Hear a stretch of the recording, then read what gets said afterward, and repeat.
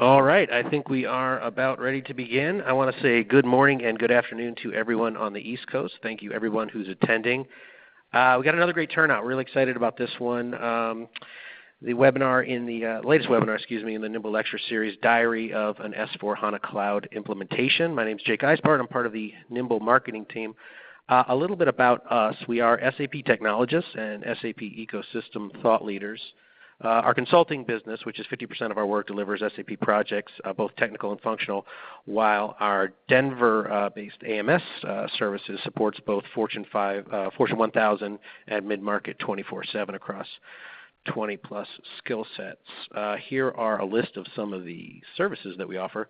Obviously, today we will be talking about S/4HANA Cloud, and here are some of the customers that we've worked with. A little bit of housekeeping before we get started. We want to be able to answer as many questions as possible. So if you take a look at the chat box in the lower left-hand corner or the chat bubble, feel free to ask any questions, and Michael will answer them at the end of the presentation. In addition to that, just so everybody knows, everybody will be receiving an edited version of this presentation. So if you miss a slide, or have to step out for a second, don't worry about it. You will be receiving a fully edited copy. And let's get to our speaker today. Our speaker is Michael Jolton. He is co-author of SAP Press's soon-to-be-released S/4HANA Cloud. Michael is the Vice President of Service Delivery here at NIMBL, and he also leads our S/4HANA Cloud practice. And before we get started, before we jump into the lecture, we kind of want to get a lay of the land. We know this is relatively new. S/4HANA Cloud is relatively new to a lot of people. So in the idea of answering as many questions as we can, we're just going to throw a couple poll questions at you. First poll question is, are you employing cloud solutions in any part of your business today? Are you looking at CRM, ERP, HCM, other, or no, we are not?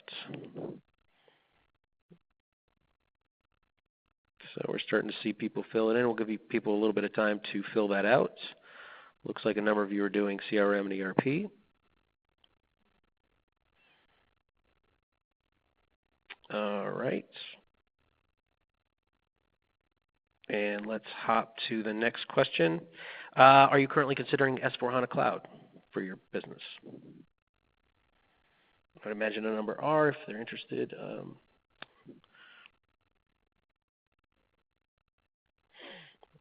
So we're getting a lot of yeses. It's kind of split down the middle.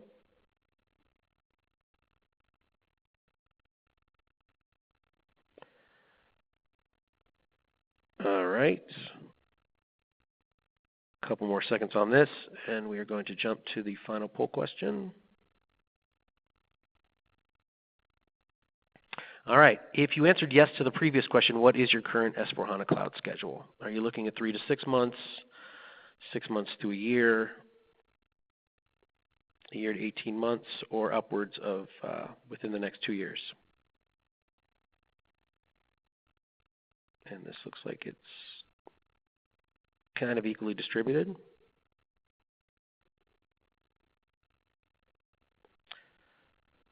All right, then, let's get to it. At this point, I'm going to hand it over to Michael. Michael, go ahead and take it away. All right, thank you, and welcome everyone. Really quick, I'd like to just give a little bit of background about NIMBL and S/4HANA Cloud.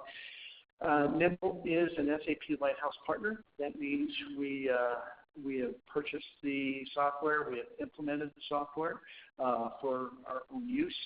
We implemented it using our own consultants, and we were also supported by the SAP customer support team. And I'll talk a little bit more about that later, I'm sure. In addition to S/4HANA Cloud, we have 3 S/4HANA on-premise implementations. And I think that's important. You'll see why as I talk about that a little bit later on.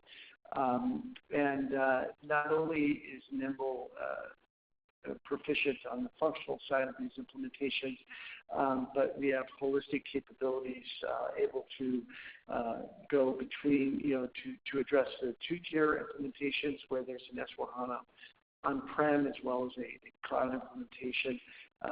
We have an integration development team. We also have developers capable of developing Fiori extensions. Michael, I'm sorry. I'm just gonna jump in real quick. Some people are having trouble hearing you. Oh, so what I believe we're going to do is we're going to switch mics. Okay, sorry. All right, so you can just mute that. If you guys would just stand by, we want to make sure that everybody hears everything as clearly as possible.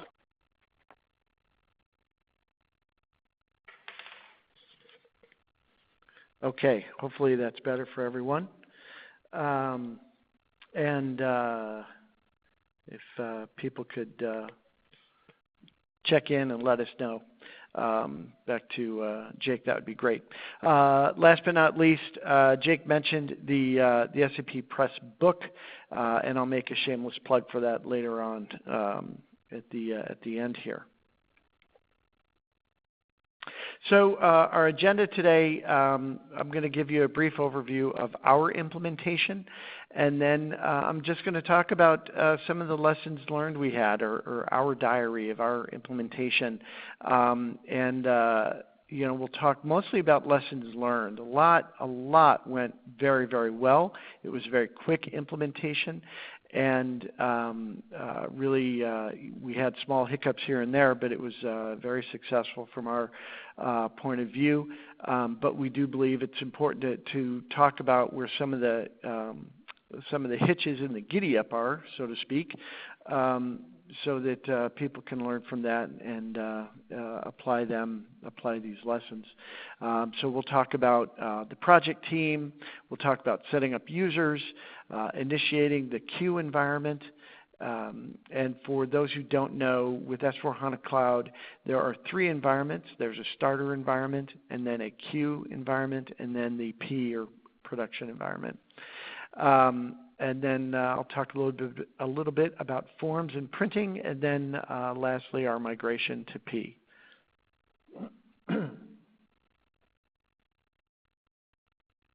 So jumping into our implementation overview, it was rapid, and we fully leveraged the Activate methodology.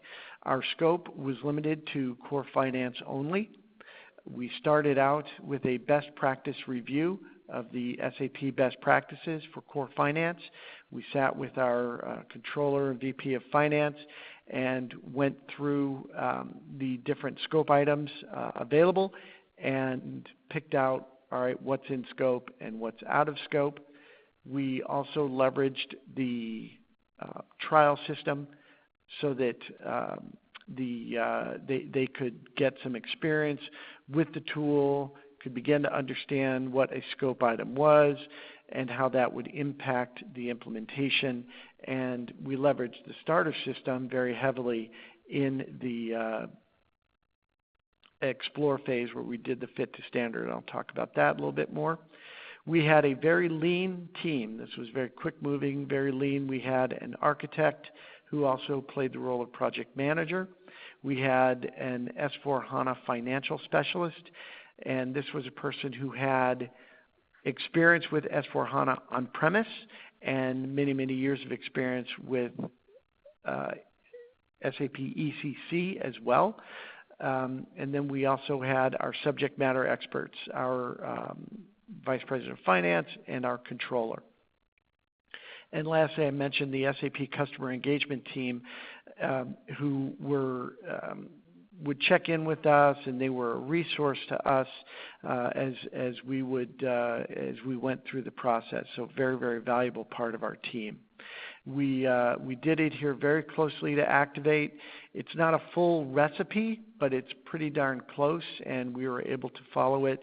What we did find in a lot of cases is when we would kind of freelance and go off on our own, we would find out that, gosh, if we would have just gone a little bit slower, focused on Activate and the methodology, we would have found what we needed. We would have done things exactly the way they needed to be done, so we wouldn't have hit the problem that we hit. So Activate we found to be an excellent tool.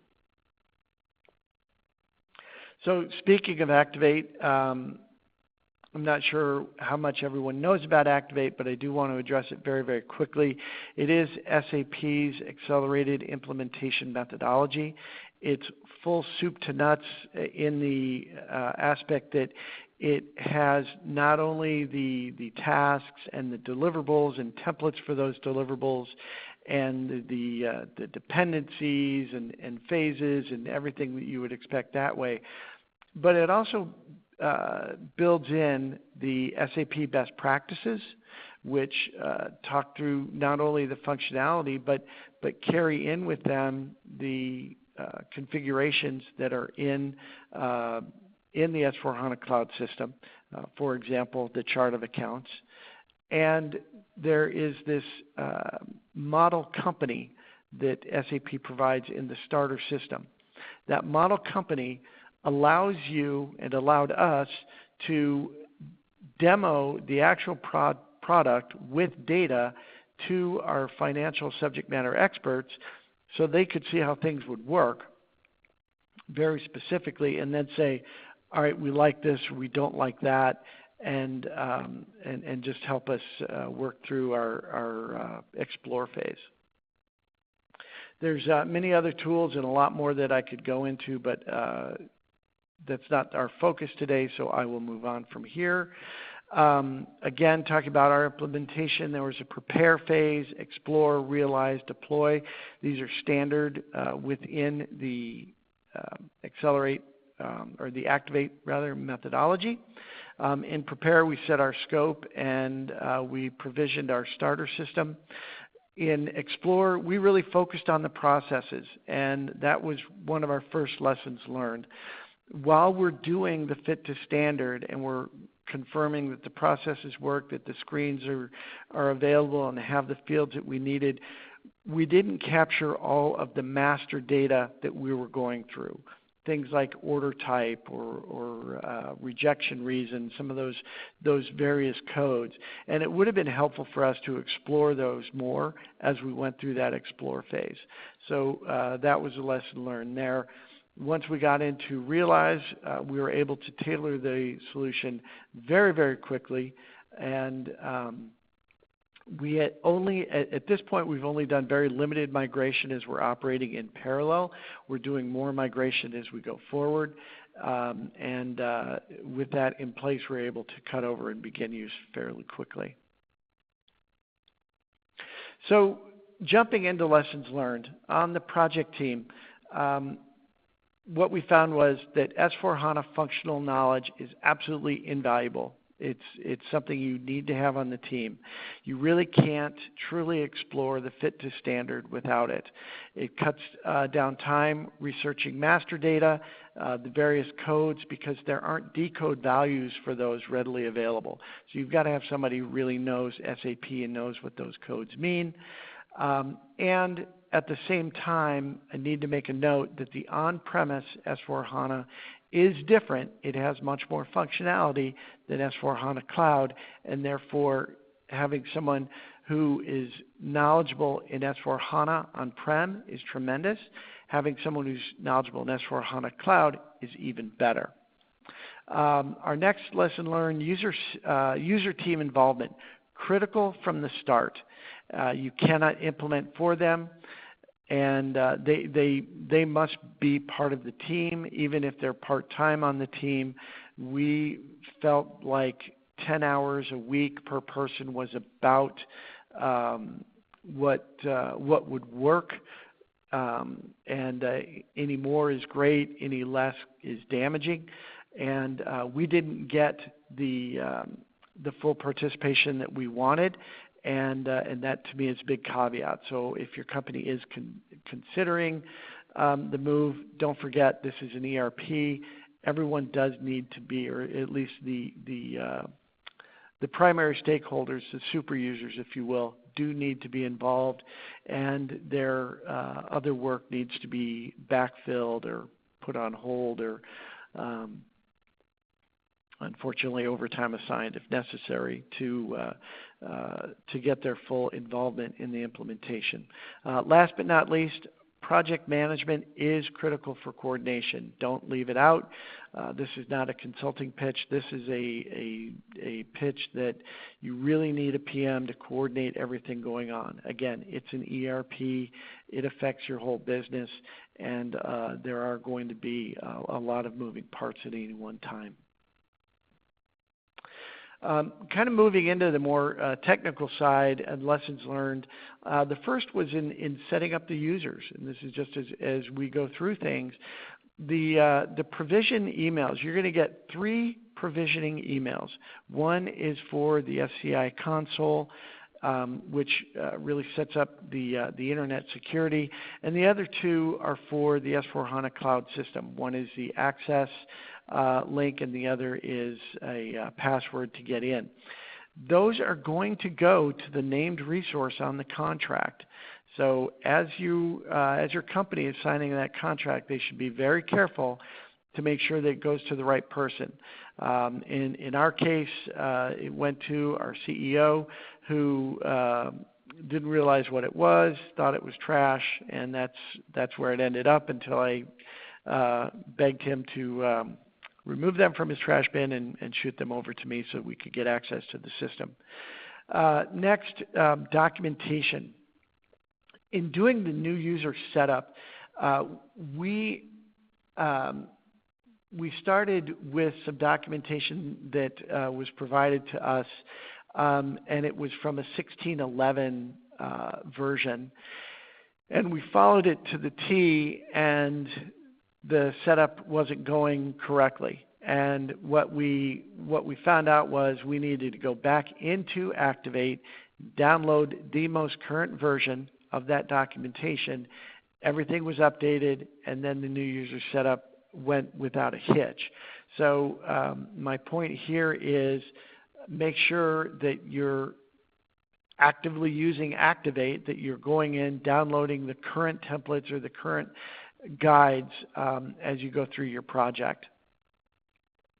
The other piece here, at first, you're going to set up roles.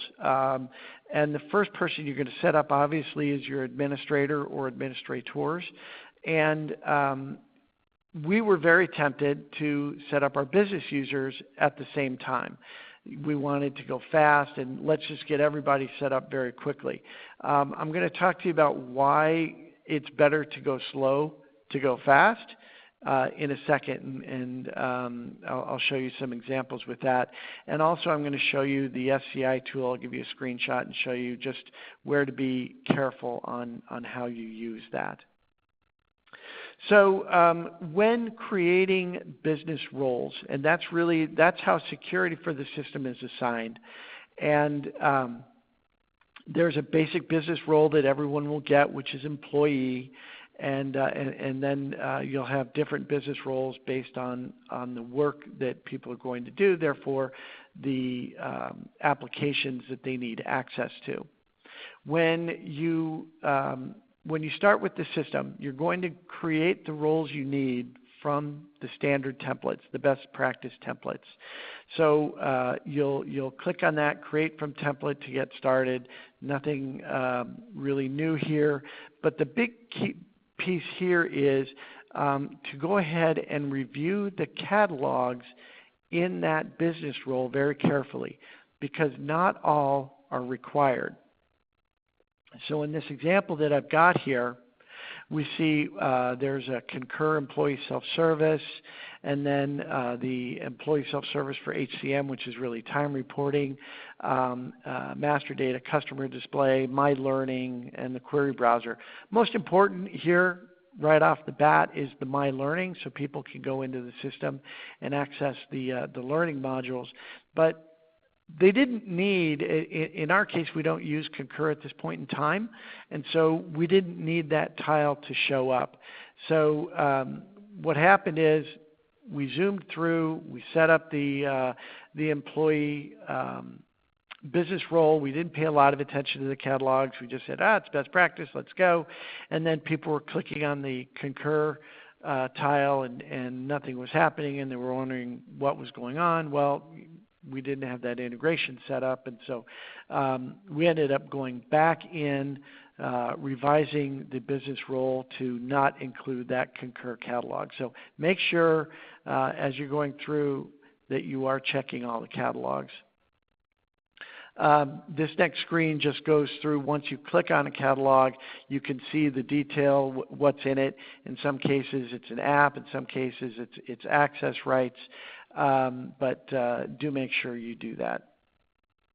The SCI, the SAP Cloud Platform Identity Console is a key part of setting up your users. It gives them the internet security they need to be able to log in.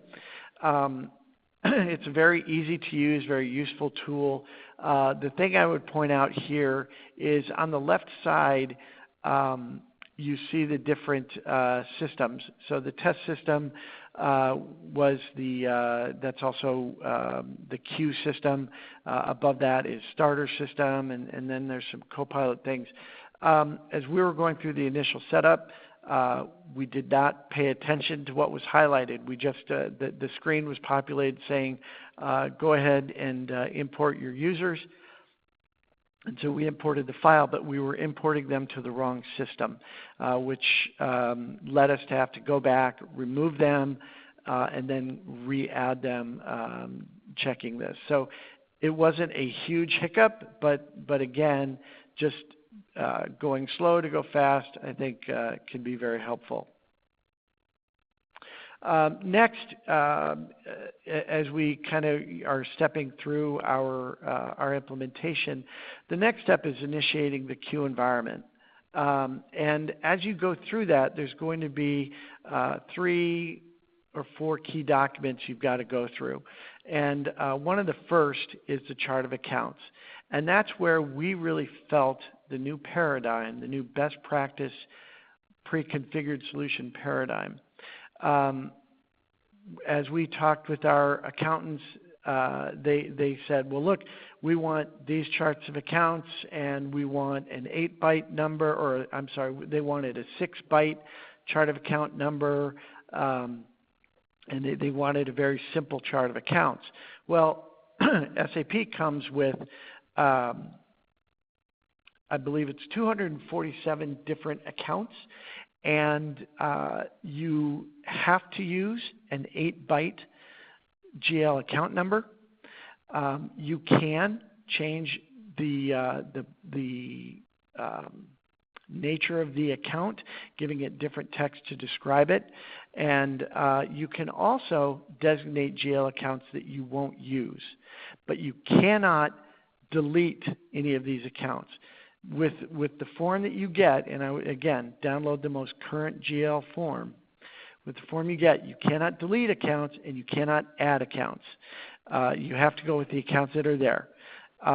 You can designate accounts that you won't use by leaving it as the 8-byte, going with the standard 8-byte number that it comes with, but you could put a 99 in front of it. It makes it a 10-byte account number. And then you can say that you can, when you send it off to SAP for the expert config, you can tell them, all right, I want that I want that deactivated. I don't want that GL account active. But you cannot create GL account number or GL accounts on this spreadsheet. You've got to go with just the accounts that are there. You can later create new GL accounts once you're in the system.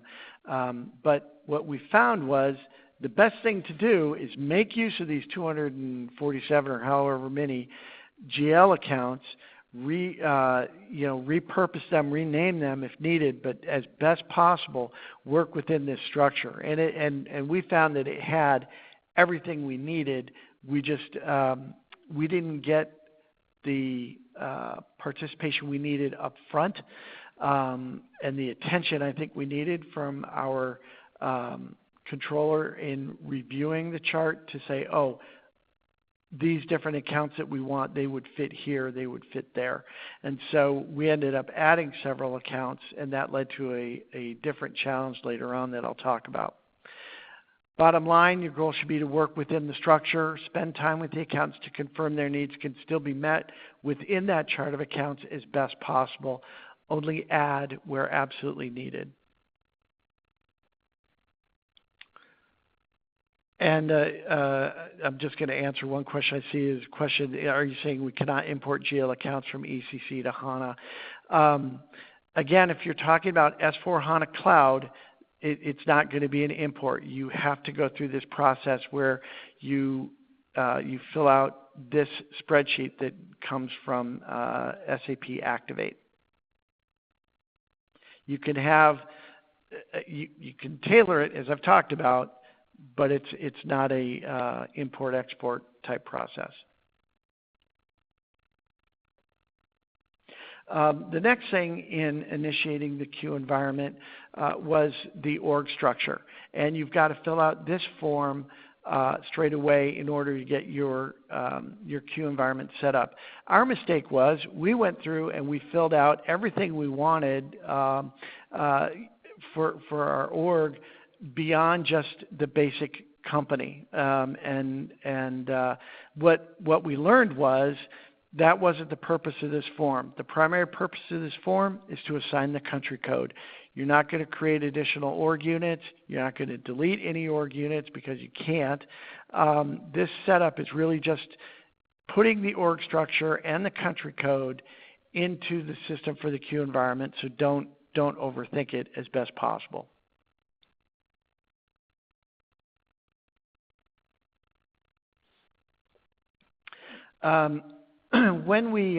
After setting up Q, what we learned was you also have to set up P right away, and that to us was not an intuitive step. And this was one of the areas where we didn't fully read through Activate in this step to see, oh gosh, you have to go ahead and initiate P as well.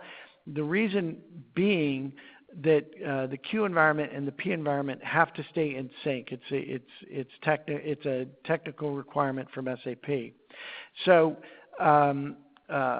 we ended up having to rush through to get this P environment initiated. And one thing here I'll say is when we did this in the current setup, in the current background with SAP, this was about a 4-day exercise for getting the Q environment set up, and then another 4-day exercise to get the P environment set up. And it did create a great deal of downtime for our team. I understand with 1708, the underlying infrastructure is changing, and this setting up Q and P is going to go much, much faster. But in our case, because it wasn't intuitive to us and we didn't go through and fully plan that out, we ended up with a 4-day downtime on setting up P that we weren't expecting. The next lesson learned here was, so again, stay the course with Activate. When you set up P, you're going to go into the Configure Your Solution app, and you have to confirm every SSC UI, Self-Service Configuration User Interface. You have to approve every single one. And when we did it, we went in, and you can see on the right under Actions, there's a Start button. We would go into that button and start, and then confirm each one. And there were 80-some SSC UIs we had to do, and it was a fairly time-consuming process. What we learned after was we're not changing any of those SSC UIs for this initial setup. So all we had to do was click on this button where I've got the number 1 arrow on the top left there, and then hit the Confirm button on the top right, and then 3 where it says Proceed to Run Phase. And so that creates the transport. At the same time, at this point in time, we also had to go in and create a ticket. And this is one of the areas where that SAP customer enablement team was super helpful for us, letting us know, hey, you don't just hit the button, you also have to create a ticket. I don't know with the change coming in 1708 if that ticket will still be required, but that's something that would be pretty straightforward at that point once you're going through. All right, so moving into, so now we got our Q system and our P system configured, or set up rather, and provisioned, and so we're moving into the configuration. What we found, the self-service config UIs, the SSC UIs, are wonderful, but they are not pervasive for all configuration. And there's 2 points here. The first is what isn't available in an SSC UI isn't necessarily not available because it can't be configured. In many cases, SAP just hadn't had the time yet, as they're rolling this out as quickly as possible, to get that SSC UI app written. And so they made available a spreadsheet that lets you know which functions, which configurations are available through a self-service config and which aren't. And where they aren't, there's a reference to a spreadsheet that you go and you fill out, and then you would send that spreadsheet into SAP under a ticket for what's called expert configuration. Many of those SSC UIs or many of these expert configurations are now being replaced with SSC UIs. They're doing that as quickly as possible, and that concept should all but go away in the very near future, is my understanding. The next lesson learned we had on the configuration, in that some of the configuration is done via apps within the system and not the SSC UIs. So an example was setting up profit centers. And so in order to get profit centers set up, the first thing we had to do was go assign the proper accounting business role to our configurator. And before, everything was fine just as an administrator, but he needed that accounting business role to set up the profit centers. So that was the first thing, and once that was set up, it was great. And then we assigned the business role, and then we took it back away. In doing that, just a quick point here: when you assign somebody a new business role, make sure they refresh their Launchpad, and then they'll see the new tiles or removal of tiles, whether if a business role has been changed or removed. In any case, the big lesson learned here is the pain point was any non-SSC UI configuration in Q also needs to be done again in P. And while these are not huge time drains, right, they can be done, certainly most can be done within a day. A day on a 4 to 6 week long project can have an impact. And so it just needs to be put into your work plan and expected so that it's not a surprise. So again, non-SSC UI configurations in Q also need to be done in P. They do not carry over in the transport. And we saw them with profit centers. We also saw it with when we added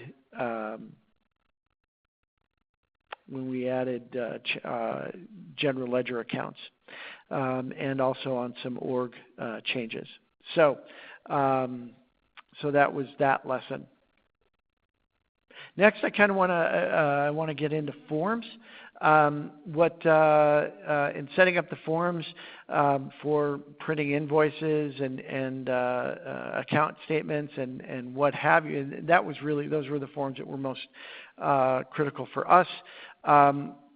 Those forms are editable in Adobe Lifecycle Designer, and what we found was expertise for the designer is not required to update the logos, and I'm actually going to put out a video blog on that in the near future. It's helpful, but not required. There's a master form, and that's where your header and your logo and your footer are, and then there's different application forms for each of the each of the different uses, like I said, for invoice or a pick list or what have you. Let's see.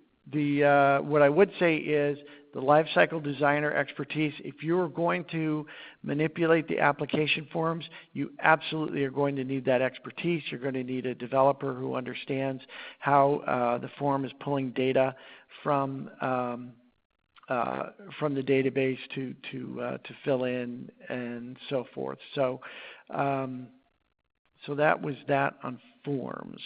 Understanding this master form versus application form was also just a concept that it took us a while to research to understand, because we kept going in and trying to update the application, the header on the application form, and we realized after hitting our head against that brick wall for a few hours about the master form.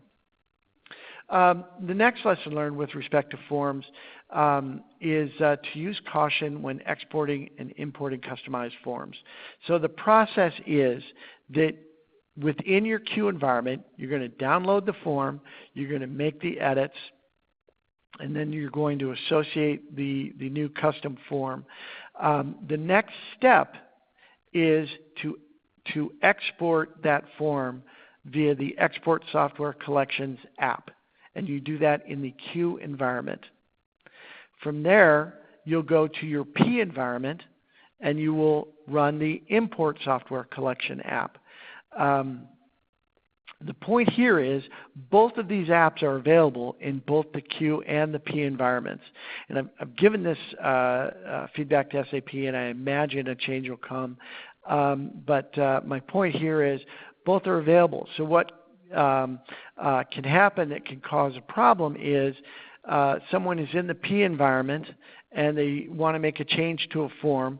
They download it in P and associate it and make the change, and then they try and do the import, and the change doesn't adopt and the form doesn't work correctly anymore. So make sure you follow the process. Download the form in Q, make the changes, follow do the export, then go into P and do the import. Related to forms was printing, and what we found with printing, again, very straightforward if you follow the Activate guides and directions. However, there are some twists because the documentation we found was not as complete as we would like it to be in a few places.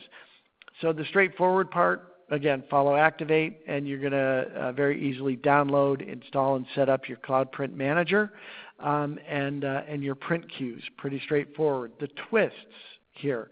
Each print queue must have a print user. And when we saw the term print user, we thought we were associating that to a person. It is not a person. It's just a technical term, and so it's a little misleading. The print user can be shared across multiple business users.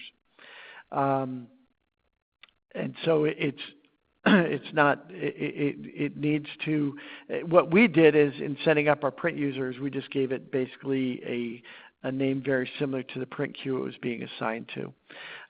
Each printer must have its own print queue. So that's a one-to-one. And then the Cloud Print Manager must be set up for each printing location. The example is if you've got an office and you've got a printer in that office, you'll have and you've got multiple users in that office, you'll set up the Cloud Print Manager on a server so that everyone has access to it.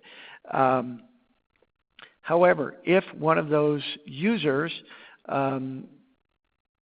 wants to take work home and print from his or her own printer at home, they would need to have the Cloud Print Manager also installed on their individual PC. So just make note of that, because again, if you've got to do each of these installs on individual PCs, that's going to take time and needs to be accounted for in your project plan.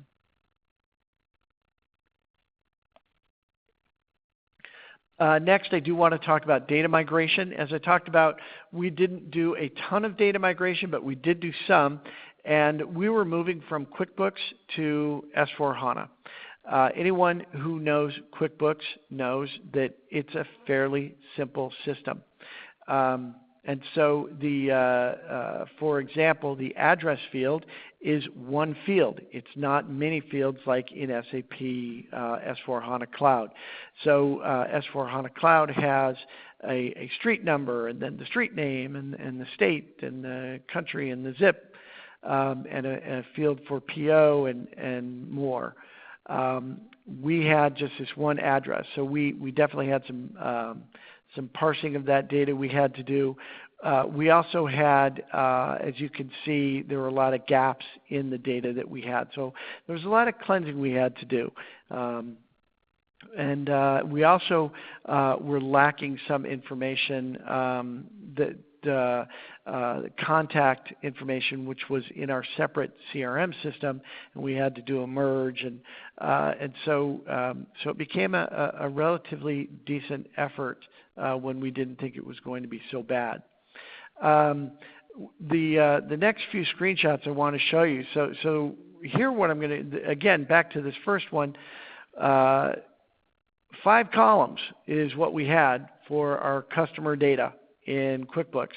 As you go to S/4HANA Cloud, this was what's on the template for customer data. So that was the first set of fields, and then the second set of fields, and then the next set of fields, and still more, and still more.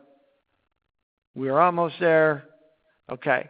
And so, as you can tell, hundreds of fields for a customer.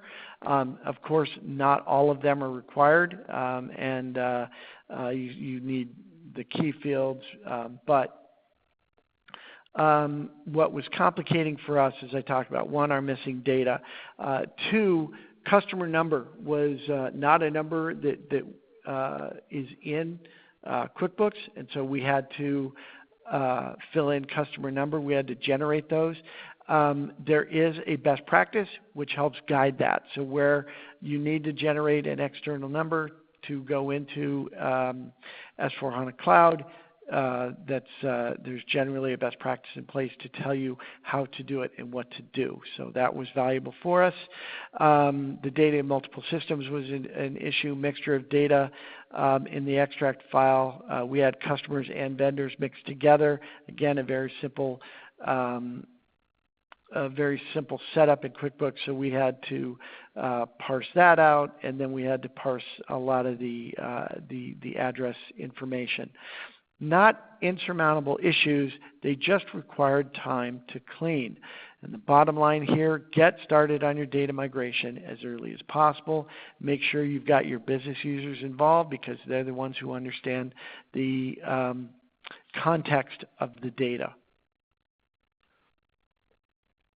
The last lesson learned here I want to talk about is the Launchpad. So even with tailoring of catalogs in the business role setup, which I talked about earlier, users are not going to need all of the tiles that come with their business role.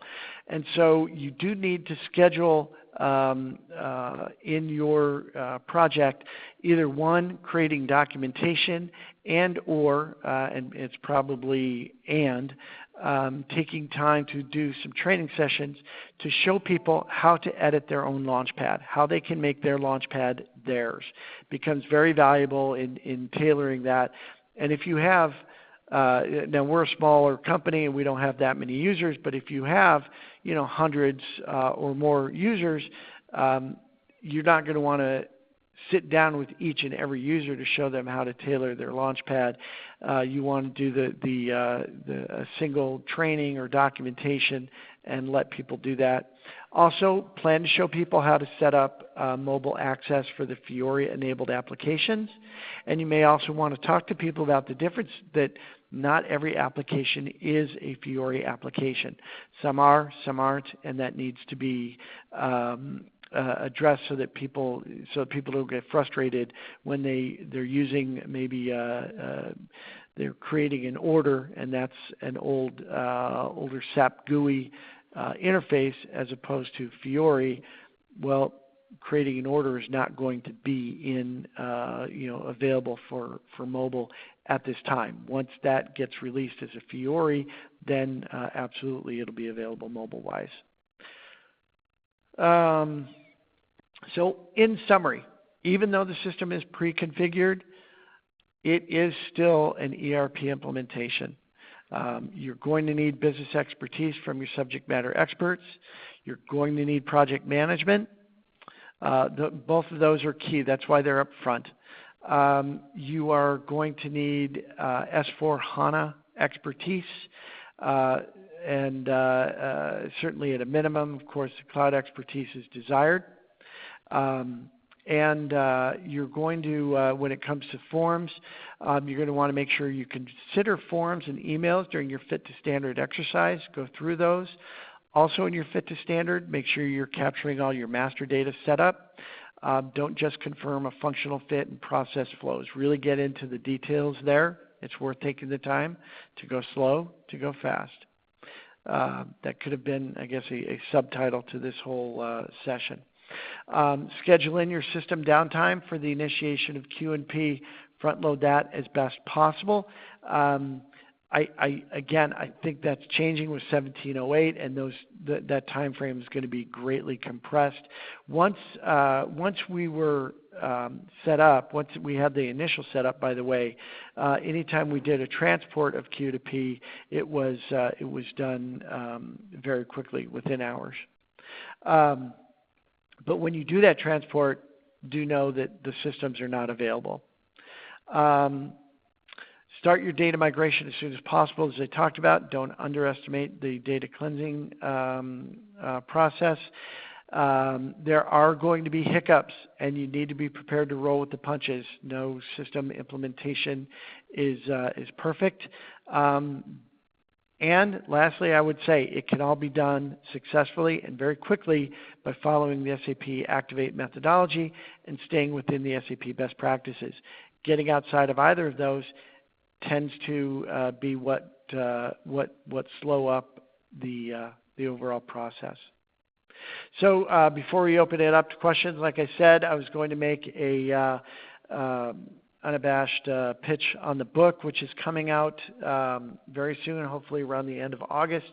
And here's the where you can order the book or the ebook, and you can save with the code S4Cloud 15, S4Cloud 15. Let's see, Jake, I'm going to let you handle this next slide. Thanks, Mike. I also want to let people know about the SAP Traveling Campus that we're doing. We just started it back up a couple months ago, and it had some great success. It is exactly what it sounds like, a traveling campus. It's a multi-city tour where we talk about a number of things.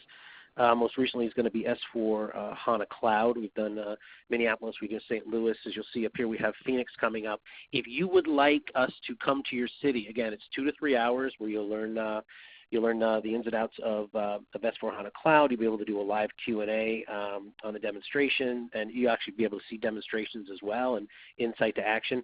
Type your city into the chat box, and we will coordinate and see whether or not we can actually make it happen within your city. As I mentioned, we will be moving forward. I believe after Phoenix, we'll be doing Seattle and then Chicago. So feel free to type your city in, and depending on the response, there's no reason that we can't come directly to your city to do a free 2 to 3 hour session at your convenience and on your schedule. So see some people are putting it in there. So again, feel free to put your city in there, and we will work with you on bringing it to your city. Finally, again, before we get to questions, we have a lot. We are curious to know what aspects of S4 HANA Cloud interest you the most. This is so that we can build more material and send it out, and also work it into future webinars. So the choices are financials, professional services, manufacturing, 2-tier, HR, and I see a lot of people are putting in financials and prof services. And again, this will help us create our future presentations. And then finally, the last poll question we have is what industry you're in. This, again, will help us get a better grasp moving forward on our presentations. And the industries are, if you don't see yours on there, apologies, but so professional services, manufacturing, retail, government, oil and gas, healthcare, agriculture. And again, it looks like most people are coming in at manufacturing and professional services. Okay. All right, so we have a number of questions, and we're going to try and get through as many as possible. As I did mention before, everybody will be receiving an edited copy of this. So like I said, if you missed a slide, don't worry about it. You will get it. So let's go ahead and get to our questions. And we'll pose these all to Michael. Jewel asked, what does your DR configuration look like considering you have an S4 on-prem installation? Are you using a HANA system replication, SRDF? So our implementation is S4 Cloud, and so we're relying on the SAP Cloud DR, so not an on-prem issue for us. Okay, great. Alex asks, where can we access the Activate templates?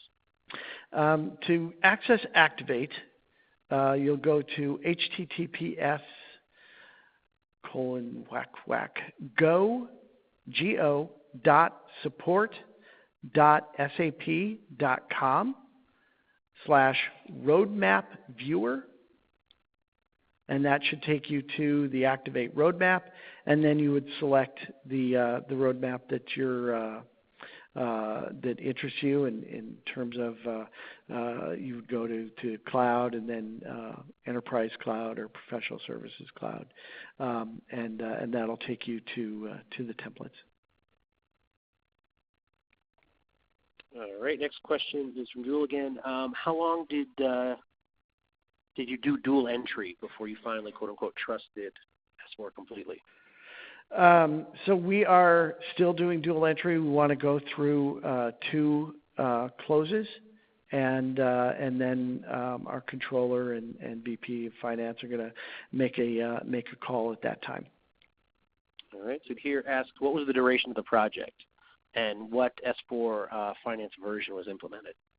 Our project was approximately 8 weeks, and like I said, of that we had a lot of downtime in there because part of it was due to the Q and the P provisioning, and then some of it was due to Sapphire, and but I think the actual work was around 4 weeks.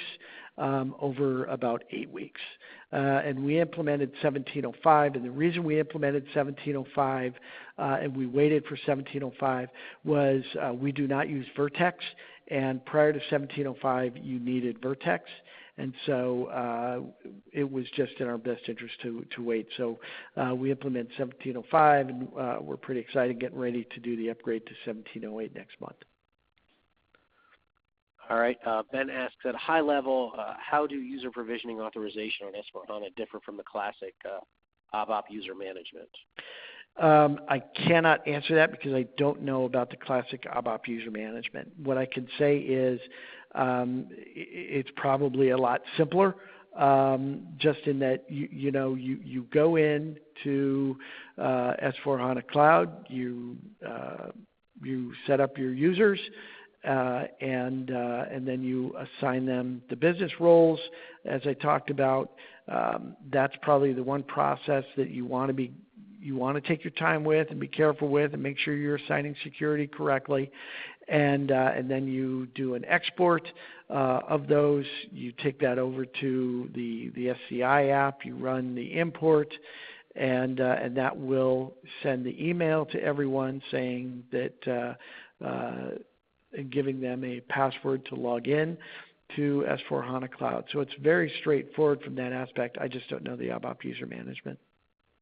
Okay, I should mention we had a couple of people ask for the Activate URL that you had mentioned.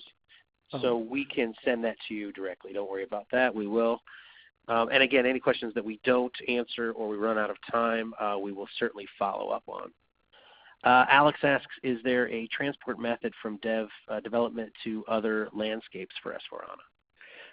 So again, just to confirm, we're talking about S/4HANA Cloud, and there, as I talked about, there's three environments. There's a starter environment, and that is really only used for your fit to standard and for getting people comfortable with the software. Once you go to queue, once you provision your queue environment, that starter environment is going to go away in 30 days. Then you're left with just Q and P, and the transport process is very straightforward. You're going into the Manage Your Solution application. You'll do the self-service config, the SSC UIs, and then you'll hit Proceed to Run phase, that button at the bottom that I showed you. And then at this point, today, you'll submit an accompanying ticket.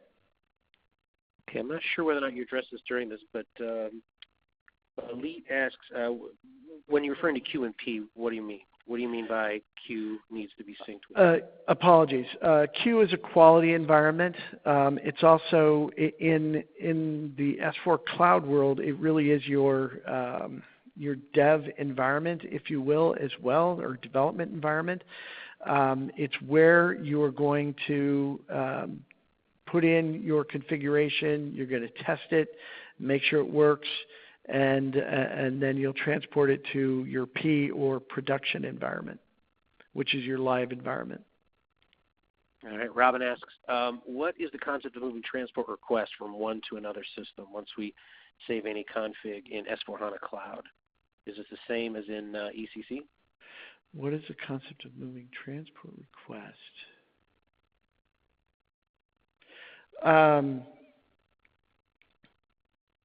Well, I mean, the idea is you're not making any configuration changes in your production environment and testing those out to make sure they still work. You're not adding a new order type or something along those lines in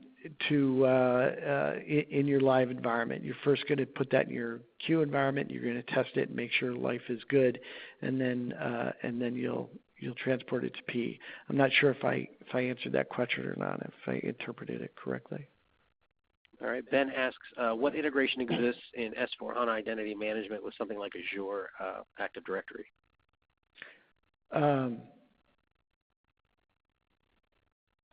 So integration with S/4HANA Cloud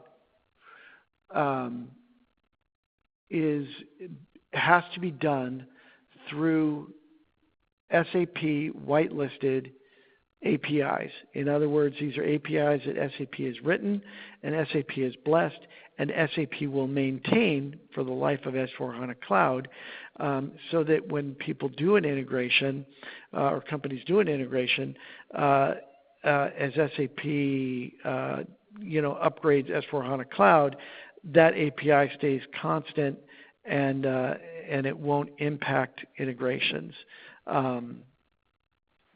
So again, I'm not sure if I'm not necessarily sure about if I answered that question or not, but that's how integrations work. If not, we can follow up on that as well too.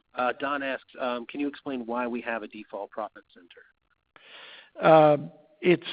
There's several defaults in the system, and my understanding is they are required because of the pre-configuration of the system in order to maintain referential integrity throughout the system. That's the best answer I can give there. Okay, Elite asks, how did you upload the data into S/4HANA Cloud? Did you use the migration cockpit? Yes, and that's what I was showing in those slides, where the migration cockpit basically gives you a spreadsheet template, and you you download the data out of your old system, you put it into this Excel file template, and then you run it through the Migration Cockpit Cleanser, and then hit the button to execute and do the upload. So yes, we did use the Migration Cockpit. Okay, and we're going to take a couple more. Again, as I mentioned, those that we didn't answer we will follow up on. Robin asks, have you heard that business partner is a must for having customer or vendor master? So while master data migration, do we need to first create a business partner in S4HANA Cloud? So the business partner concept, everybody in S4HANA, everyone is a business partner. So a customer is a business partner, an employee is a business partner, a vendor is a business partner. Everyone's going to be a business partner. The migration allows us to, through the migration cockpit, allows us to create the customers as business partners in S4HANA Cloud. We didn't have to go in and create business partners first. Okay, and then we're going to end on Ray's question. Did you choose an S4HANA Cloud subject matter expert from SAP America or another consulting company? We are a consulting company, so we used our own experts. As I said, we've got 3 different S4HANA on-prem implementations we've done, and we've spent the last year putting our team through S4HANA Cloud training.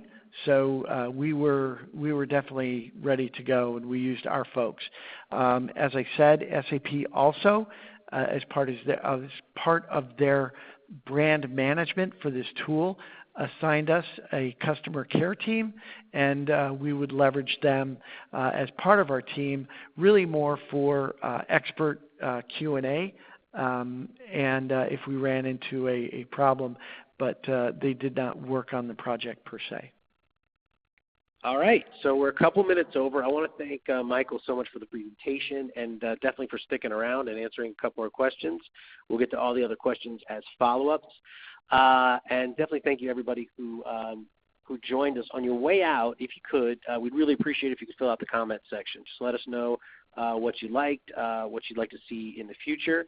And again, if you have any follow-up questions, we will be happy to answer them.